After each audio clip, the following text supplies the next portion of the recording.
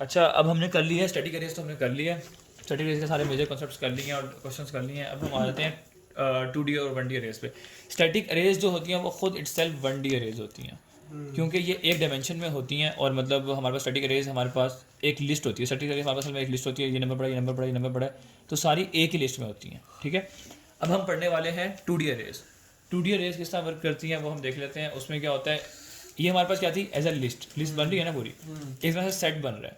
वो हमारे पास होता है मैट्रिक्स, यानी कि 1 2 3 इस तरह भी लिस्ट है, फिर नीचे 1 2 3 4 5 6, तो इस तरह भी लिस्ट बन रही है और इस तरह भी लिस्ट बन रही है। ये होता है हमारे पास 2D अरेज। 2D अरेज को डिक्लेयर करने का तरीका भी बहुत ईजी है, और इसमें भी हम किस तरह लेके चलते हैं। हम स्टार वाला भी सीधे कर सकते थे प्रैक्टिकली, अगर हम करना चाहें तो स्टार वाला जो हम शुरू में करते थे, स्टार पैटर्न, हाँ वो भी स्टार पैटर्न सारा है इसी से ही। स्टार पैटर्न असल में ये इसलिए मैंने सोचा स्टार पैटर्न किया हमने पहले। स्टार पैटर्न और ये वाला कॉन्सेप्ट सारा सेम है, जिसने भी स्टार पैटर्न किया वो उसको आता होगा। खैर अच्छा, हम पहले देख लेते हैं इसकी डिक्लेरेशन किस तरह होती है। ये हमेशा चीज़ याद रखनी है, रो पहले कॉलम बाद में। हाँ ये तो पता ही है सबको कि रो ये भी इंट अरे ब्रैकेट और अच्छा, इसमें डिक्लेरेशन सेम है। अच्छा, डिक्लेरेशन में हम हमेशा इंट लिख रहे हैं, ये लाजमी नहीं है इंट लिखना, लेकिन हम यूज़ हमेशा इंट करें क्योंकि हमने इंटीजर से ज़्यादा काम करना होता है। जो भी उसका डेटा टाइप है वही लिखनी होगी। इंट के बाद हम डिक्लेरेशन में लिख देते होते हैं इंट ARR, और हम पहले क्या करते थे, खाली एक ये ब्रैकेट डालते थे। अब हम क्या करेंगे, दो ब्रैकेट डालेंगे, और पहले वाले में क्या लिखेंगे, रो लिख लेंगे। फर्स्ट करो रो हमारे पास 4 है, और यहाँ पर लिख लेंगे 5, जो इसकी कॉलम्स है 5 है, ठीक है। हम इस को डिक्लेयर कर देंगे, हमारे पास डिक्लेरेशन हो गई। अब हमारे पास क्या होगा, एक अरे बन जाएगी 2D अरे, जिसके अंदर 4 रोज होंगे, 5 कॉलम्स होंगी। और वो बनेगी किस तरह, एक रो, दूसरी रो, तीसरी रो, चौथी रो, और 1 2 3 4, 1 2 3 4, 1 2 3 4, 1 2 3 4। अब हम लगाएंगे इस पर रिड्यूस एशेलॉन फॉर्म। तो अब हम इसको सॉल्व हमारे पास अब ये आ गई है, अरे आ गई है, 2D अरे आ चुकी हुई है हमारे पास। ये जगह बन गई, लेकिन हमने इस पर कोई एलोकेशन नहीं की। अब हमने जिस तरह हमने 1D अरेज के लिए देखा था, 1D अरे से हम 1D अरे में हम जब भी सी इन या सी आउट कर रहे थे तो हम क्या करते थे, सिंगल लूप यूज़ करते थे, है ना। लूप यूज़ करना है, सी इन करना है, सी आउट करना है, कुछ भी करना है, हमें एक लूप यूज़ करना है। इसमें क्या होगा, डबल लूप यूज़ होगा, नेस्टेड लूप यूज़ होगा। 2 फॉर लूप्स यूज़ होंगे, एक रो के लिए यूज़ होगा, एक कॉलम के लिए यूज़ होगा, और उसी से हम सीन करेंगे, उसी से हम सी आउट करेंगे, उसी से हम परफॉर्म करेंगे एडिशन, सब्ट्रैक्शन, सब कुछ होगा।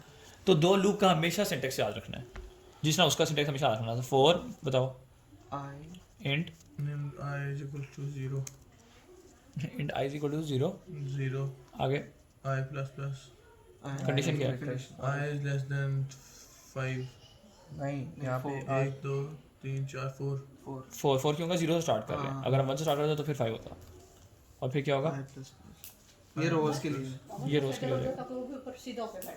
कौन आंटी पर खुद ही मामा आदत है आप सीधा बैठने की आदत है। और int j is equal to 0। अच्छा, ये तो पता है ना कि हम एक लूप के अंदर जब नेस्टेड लूप यूज़ कर रहे हो तो दोनों में सेम वेरिएबल नहीं लिखते, हाँ जी, क्योंकि इस वेरिएबल का स्कोप इस लूप के अंदर तक होता है। जी जी बिल्कुल। तो for j is equal to 0, j is less than, तो क्या होगा, less than 5 और j प्लस प्लस। ये सिंटेक्स हमेशा सेम रहेगा, जी ठीक है। और इसके आगे हम क्या कर देंगे, सिंपल जो भी हमने परफॉर्म करना है, सीन करना, सी आउट करना है। वही तो वो हो गया। अब इसका काम किस तरह हो रहा है, इसको सोचो, ये मतलब किस तरह। और हम यहाँ पे क्या लिखेंगे बताओ, सी इन ARR I J। ये क्या, अब ये पहले रो लेंगे फिर कॉलम लेंगे, ये क्या मजाक करो तुम मेरे तो साथ। I क्या है, अच्छा ठीक है, I रो ही है, J कॉलम ही है। तो इसको ओवरराइड कैसे करेंगे, क्या, इसका वैल्यू कैसे डालेंगे, वही बता रहा हूँ ना, ओवरराइड किस तरह होगा, वैल्यू किस तरह चलेंगे। अब जब सीन हो रहा है ना, तो सबसे पहली बारी बताओ, सबसे पहले लूप चल रहा है ना, तो I की वैल्यू क्या है, 0 और ये सबसे पहले लूप में J की वैल्यू क्या होगी, 0 होगी ना। तो 0 0 कौन सा होता है, 0 0 ये होता है, ये हो गया ना। अब बताओ, ये लूप एक बार खत्म हो जाएगा तो दोबारा यही लूप चलेगा कि ये वाला चलेगा, नेस्टेड लूप पता है ना, नेस्टेड लूप वर्क किस तरह करता है पता है। पहले सबसे पहला ये लूप एक बार चलेगा, तो ये लूप कितनी बार चलेगा, 5 बार। फिर ये लूप दूसरी बार चलेगा तो ये लूप 5 बार चलेगा। ये लूप तीसरी बार चलेगा तो ये लूप 5 बार चलेगा। ये चौथी बार चलेगा तो ये लूप 5 बार चलेगा। ये 5 बार चलेगा तो लूप ये 5 बार चलेगा। ठीक है। तो यानी कि ये जब पहली बार चल रहा होगा तो पहली रो रहेगी, और 5 बार लूप चलेगा तो 500 वैल्यूज ले लेगा। ठीक है। फिर दूसरी बार चलेगा तो ये दूसरी रो रहेगी 1 2 3 4 5 वैल्यू ले लेगा। फिर तीसरी रो रहेगी 4 5 5 वैल्यू ले लेगा। फिर चौथी रो रहेगी और 4 5 वैल्यू ले लेगा। ठीक है, ठीक है। हमारे पास सबसे पहले आई की वैल्यू फिक्स रहेगी। आई की वैल्यू क्या रहेगी? 1 ही रहेगी। आई की वैल्यू 1 ही रहेगी। जे की वैल्यू 1 2 3, आई की वैल्यू 0 ही रहेगी। जे की वैल्यू 0 1 2 3 4 चली जाएगी। तो हमारे पास क्या वैल्यू हो जाएगी? इसकी वैल्यू, इसकी वैल्यू, इसकी वैल्यू, इसकी वैल्यू, इसकी वैल्यू। ठीक है। और इसमें फिर क्या हो जाएगा? अब बताओ ना, सेकंड जब लूप चल रहा है बाहर वाला, आउटर लूप सेकंड चल रहा है, तो उसकी वैल्यू क्या होगी? आई की वैल्यू तो 1 हो जाएगी ना। 1 होगी ना। तो 1 में एंड होगा ये वाला। हाँ। और बताओ फिर क्या होगा? 0 1 2 3 4 5 4 0 1 2 3 4 फिर 3 आ जाएगा 0 1 2 3 4। तो हमारे पास हर रो के लिए अलग अलग सारे ले रहे हैं। अब एक चीज़ को सोचो ज़रा, यहाँ पे हमने सीन तो करवा रहे हैं, लेकिन अब हम यूजर को सिर्फ समझाएंगे कि तुम क्या सीन कर रहे हो उस टाइम। हाँ। तो वो यहाँ पे सी आउट लिख रहा हूँ मैं, तो क्या लिखना होगा मुझे? एंटर एंटर आए नहीं, सिंपल सी बात है। सबसे पहले हमने इसका बताना है ना। ये 0 0 एंट्री है, ये 0 1 एंट्री है, ये 0 2 एंट्री है, 0 3 एंट्री है, 0 4 एंट्री है, ये 1 2 एंट्री 1 1 1 0 एंट्री है, 1 1 एंट्री है, 1 2 एंट्री है, 1 3 है, 1 4 है। Enter for row 1 I comma और फिर i+1 हम कर देंगे। हाँ हाँ सही कह रहे हो। या तो हम ये कर सकते हैं, या तो हम ये नहीं नहीं i+1 कहाँ से आ गया? या तो हम कर सकते हैं enter value of i comma j, यानी कि 1 1 0 0 1 1। या फिर हम करते हैं enter ith row and jth column. समझ आ गई ना? हाँ, तो हम उसको बता देंगे ताकि उसको हल्का बहुत आइडिया हो जाए कौन सी वैल्यू इनपुट कर रहा है, कॉर्डिनेट वैल्यू कौन सी वैल्यू इनपुट कर रहा है, और बाद में उससे सीन ले लेंगे। ठीक है। सेम वे में, एग्जैक्टली सेम वे में हमारे पास सी आउट का लूप हो जाएगा। सी आउट ARR IJ। अब यहाँ पे भी क्या होगा? सेम वे में हमारे पास रो की वैल्यू वही रहेगी। First value, second value, third value, fourth value, fifth value से आउट करेगा। फिर second value, third value, fourth value, fifth value से आउट करेगा। ठीक है, लेकिन अब इसमें एक मसला है। क्या? सोचो, ये सारी वैल्यूज को एक ही लिस्ट में प्रिंट कर देता है कि नहीं? हमने सी आउट स्टेटमेंट लिख दिया नहीं कर रहा। हाँ, एंडल नहीं कर रहा। अब बताओ मुझे एंडल कहाँ पे करना है? मैं चाह रहा हूँ हर रो के बाद नेक्स्ट रो स्टार्ट हो ये जाए। फॉर लूप से पहले नहीं, कौन से फॉर लूप से पहले? फॉर लूप से पहले एंडल को करेंगे। दूसरे पहले फॉर लूप के बाद करेंगे एंडल। एक रो पे लेके चल रहा है ना, एक रो कब खत्म हो गया? बताओ 1 की वैल्यू, आई की वैल्यू 0 कब खत्म हो रही ये है? दूसरे फॉर लूप के नीचे करेंगे ना। यहाँ पे हाँ इसके और इन दोनों के बीच में करेंगे। ठीक हो गया ना? तो हमें कर देंगे सी आउट एंडल एंडल कर दो, फिर जो भी कर दो एंड। क्योंकि जब पूरा एक फॉर लूप खत्म हो जाए बीच वाला, हाँ, फिर उसके तो बाद हमारे वो पास लाइन चेंज कर देगा। एंड अगली लाइन आ जाएगी, फिर सेकंड लाइन आ जाएगी, लाइन तो हमारे पास मैट्रिक्स की फॉर्म बन जाए। ठीक है, सी इन लेते हुए हम इतना कर सकते हैं और सी आउट करते हुए हमारे पास इतना मैट्रिक्स पूरा बन जाएगा। हम हमेशा इस तरह यहाँ पे एंडल लगा देंगे इससे पहले। ठीक हो गया? अब हम इन पे फर्स्ट करो, मैं कहता हूँ इसका ट्रेस लो, मैट्रिक्स का ट्रेस लो। बताओ किस तरह लेंगे? इस मैट्रिक्स का ट्रेस लेके दिखाओ। इसका डायगोनल्स की सारी वो अरेज जो हैं उनके कोऑर्डिनेट डाल के ऐड कर दूंगा। हाँ तो बताओ ये क्या है? 0,0, ये है 1,1, ये है क्या है 2,2। इसमें तुम एक चीज़ तुम नोटिस कर रहे हो हाँ कि सारों में वैल्यू सेम है। हाँ हाँ हाँ, तो क्या करना होगा हमें? सोचो, दोनों को एक ही वैल्यू दे दो, आई और आई। ठीक है, तो लूप क्या लगेगा? एक ही लूप लगेगा। एक लूप लगेगा for i = 0, i less than I is equal to 0, I less than if 5 हाँ। और I plus अब तो इसके बाद में सम वाला कॉन्सेप्ट याद आया। Total sum sum is equal to sum plus ARR I। हाँ, या फिर sum plus is equal to ARR I। हाँ तो वही मैं कह रहा हूँ। ठीक हो गया? और सम ऊपर डिक्लेयर हुआ होगा। ये समझ आ गई ना इस बात की? इनको समझ नहीं आ रही है, इसलिए मैं दोबारा लिख कर बता दो। यहाँ पे हम क्या करेंगे कि क्या था? अभी तुम करो ना, लिखो फॉर लूप बनाओ, for int I is equal to हम ये 0। फाइंड क्या कर रहे हैं? ट्रेस फाइंड कर रहे हैं। हाँ, ट्रेस चुप करना, लिखना int I is equal to 0, i = 0, I is less than 5, I plus plus plus 5 लिखेंगे। क्या लिखेंगे बताओ? क्यों 5 क्यों नहीं लिखेंगे? 1 2 3 4। ये स्क्वायर मैट्रिक्स ही नहीं है। हाँ तो मैं क्या करूँ फिर? पहले स्क्वायर मैट्रिक्स बनाता था। हाँ चलो ठीक है, चलो एक फर्स्ट करो स्क्वायर मैट्रिक्स है, फर्स्ट करो स्क्वायर मैट्रिक्स। अब नीचे चल, sum is equal to sum plus I अरे आई और ये या जे भी कर सकते हो। आई इसे फिर जे करना होगा बस। I, और ऊपर J हमने नहीं सम नहीं आई जे करेगा आई जे तो करेंगे ना हम, डिफरेंट तो वैल्यूज आएंगी ना। आई की वैल्यू डिफरेंट आएगी, जे की वैल्यू डिफरेंट आएगी। हम चाह रहे हैं जब भी हमने डायगोनल एंट्रीज देनी होगी तो हम दोनों में सेम आई डाल देंगे। डायगोनल एंट्री में हमेशा जो कोऑर्डिनेट है वो सेम है ना, 0,0 1,1 2,2। तो तू आई ले ले या जे ले ले तो एक ही बात होगी। चल अब एक और चीज सोचो, हाँ मैं चाह रहा हूँ मैं डायगोनल से ऊपर वाली सारी एंट्रीज लूँ, क्या मतलब? तुम एक मैट्रिक्स बनाओ ना जरा। यार अपर यहाँ एक छोटा अपर सा मैं चाह रहा हूँ, मैं अपर, हाँ हाँ छोटा सा बना ले, 4x4 का बना ले। हाँ ये कर लेते हैं, 4x4 का बना ले, आसान हो जाएगा। इसी पे बना लेते हैं ना। ये हमारे पास क्या है, A00 A11 A22 बस A33, ठीक है इतना काफ़ी है, ये गई भाड़ में, इतना आ गया, ठीक है। अब बताओ ये क्या होगा, A01 है ना, A02 A03 A04 नहीं A112 A12 ये क्या होगा, A13 A23। चलो अब इस तरह ये लिखवाओ A10 A हाँ ऊपर बैठ के देख लो, इधर आ जाओ मेरा बेटा, ये जाओ देख चलो ये उधर बैठ A2 इधर बैठ जाओ। A21 हो गया, A21 हो गया, देख लो इधर, A21 हो गया ना, A23 हो गया, ठीक है। ये क्या आ जाएगा, A20 A32 वन ही हाँ 1 और ये क्या हो जाएगा 30। अब एक चीज नोटिस करो, अगर मैं कह रहा हूँ अपर ट्रायंगुलर मैट्रिक्स करना है तो हम क्या कंडीशन लगा सकते हैं, क्या अपर ट्रायंगुलर मैट्रिक्स।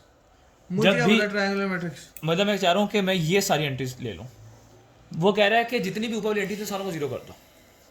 वो तो डिपेंड करता है अब जे के ऊपर तुम क्या कंडीशन लगाते हो। सिंपल कंडीशन एक मुझे नजर आ रही है यहाँ पे, देखो, for all J greater than I, है कि नहीं, इन सब में हमारे पास जे की वैल्यू ग्रेटर देन आई से हाँ है कि नहीं है, हाँ बताओ ठीक है। क्यों भला, क्योंकि हमारे पास इन सब में ये याद रखना हमेशा, जब भी डायगोनल मैट्रिक्स होगा ना हमारे पास, तो ऊपर वाले जितने भी होंगे सब में जे ग्रेटर देन आई होगा, यहाँ पे क्या होगा आई ग्रेटर देन जे होगा, क्योंकि यहाँ पे हमारे पास रो की वैल्यू बड़ी होगी, कॉलम की वैल्यू छोटी होगी, क्योंकि यहाँ पे देखो ना, रो सेकंड है तो कॉलम फर्स्ट है, रो थर्ड है तो कॉलम फर्स्ट और सेकंड है, रो फोर्थ है तो कॉलम फर्स्ट सेकंड और थर्ड है, फोर्थ नहीं है, ठीक है समझ आ गई ना। ठीक है समझ। तो हमारे पास हमेशा यहाँ पे जे ग्रेटर देन आई होगा अपर मैट्रिक्स के लिए, और जे ग्रेटर देन लेस होगा, तो हम सिंपल एक लूप लगाएंगे और हम कह देंगे for if values J is greater than I, और हम उन सबको प्लस प्लस करा देंगे, तो हम इन सब का भी प्लस ले सकते हैं, हाँ इन सब का भी प्लस ले सकते हैं, जी इन सब की वैल्यू इक्वल टू जीरो भी कर सकते हैं, जी इन सब की वैल्यू इक्वल टू जीरो कर सकते हैं, तो इससे हम क्या बना सकते हैं, एक डायगोनल मैट्रिक्स बना सकते हैं ना। हाँ जी यहाँ सारों में वैल्यूज आ जाएंगी, यहाँ पे सब में जीरो और जीरो आ जाएगा, जी अपर echelon form lower echelon form सब कुछ बना सकते हैं। ठीक है। अब हम देख लेते हैं यहाँ पे कौन सा हमें कोई प्रैक्टिस क्वेश्चन कोई दिया हो जिसको हमें काम करना हो, और क्या लगता है मैट्रिक्स, और क्या लगता है कॉन्सेप्ट, ट्रांसपोज ट्रांसपोज लगता है, ट्रांसपोज बताओ किस तरह होगा, बताओ। ट्रांसपोज बहुत ईजी है, बहुत ईजी है, हमने लैब में किया भी है।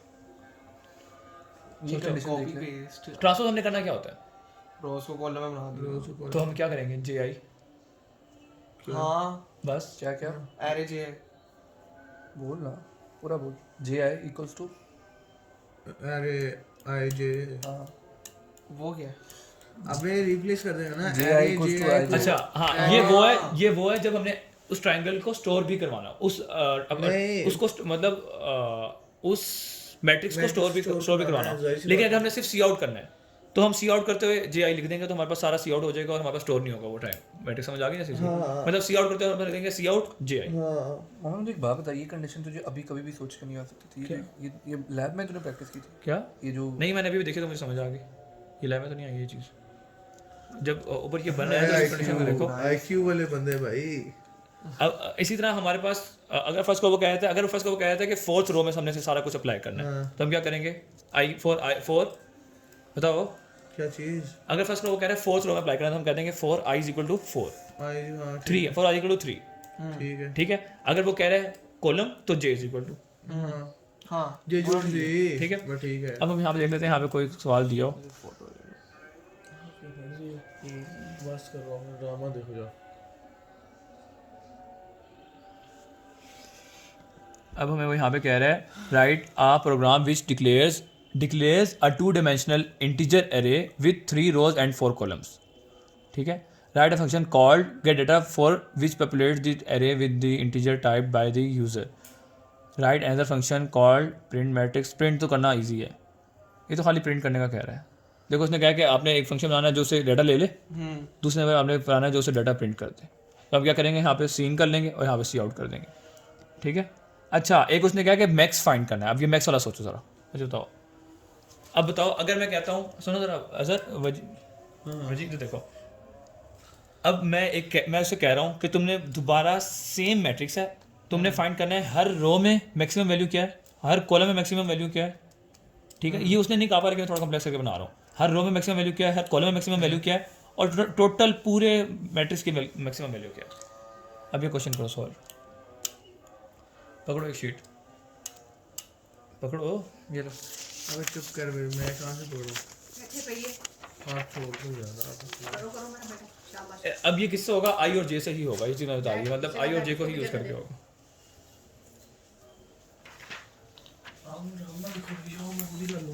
हमने एक मैट्रिक्स डिक्लेयर करना है 3 और 4 रोज और 4 कॉलम्स का. इसको भी आपको कॉपी नहीं हुआ है. मामा और वो जो सेम सम वाला कॉन्सेप्ट था ना वजी, सेम जो सम वाला कॉन्सेप्ट है ना, सम का एक इंटीजर डिक्लेयर कर देना था, उसी तरह होगा, बस एक मैक्स का इंटीजर डिक्लेयर कर दो.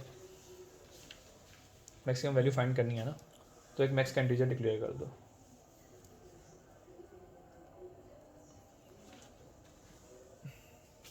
सबसे पहले तो एक 2D अरे बनाओ ना. यार एक तो इफ कंडीशन लग रही है. हाँ वो तो लगेगी. ठीक है, अब वो ये लेगी इफ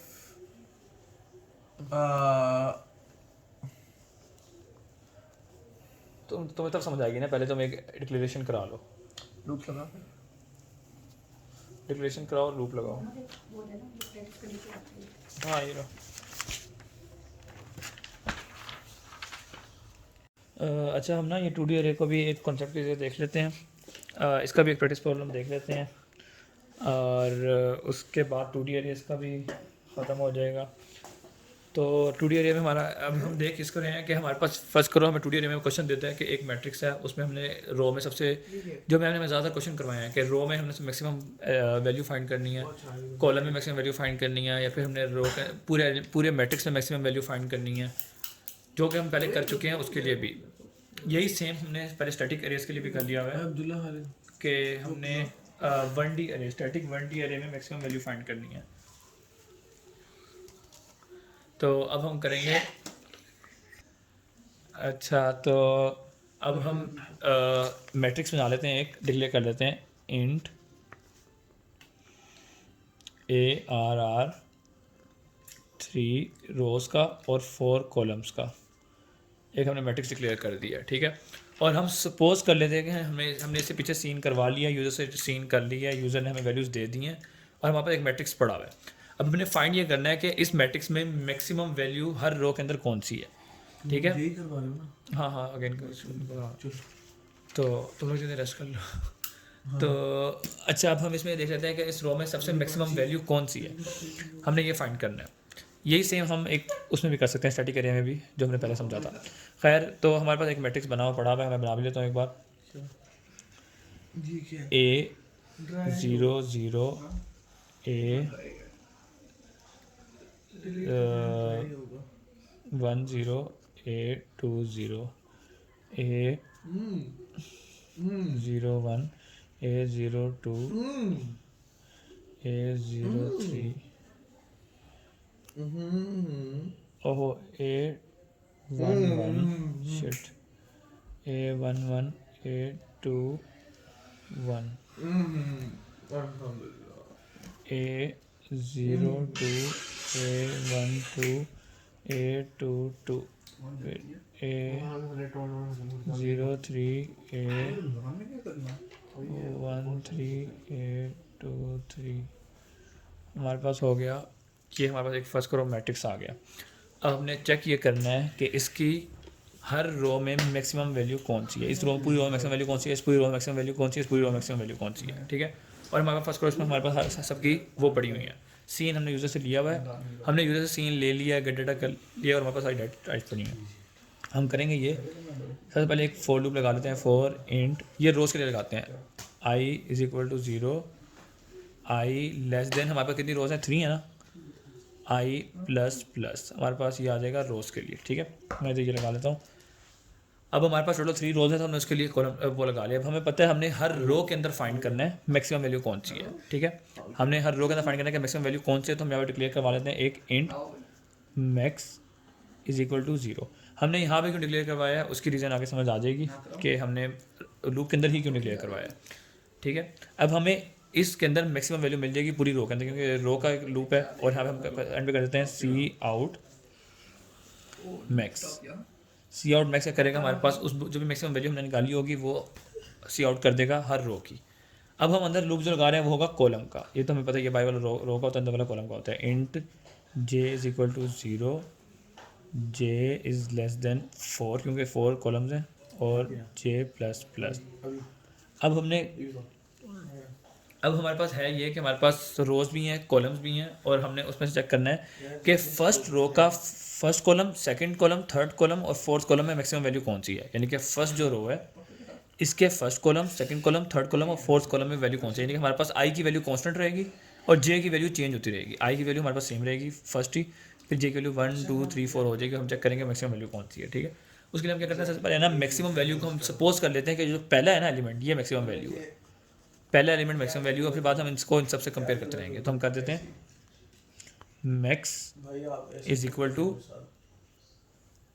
क्या कर देते हैं A R R, first row है, रो हमारे पास जो भी होगी वही होगी, और हमारे पास कॉलम क्या हो गया फर्स्ट।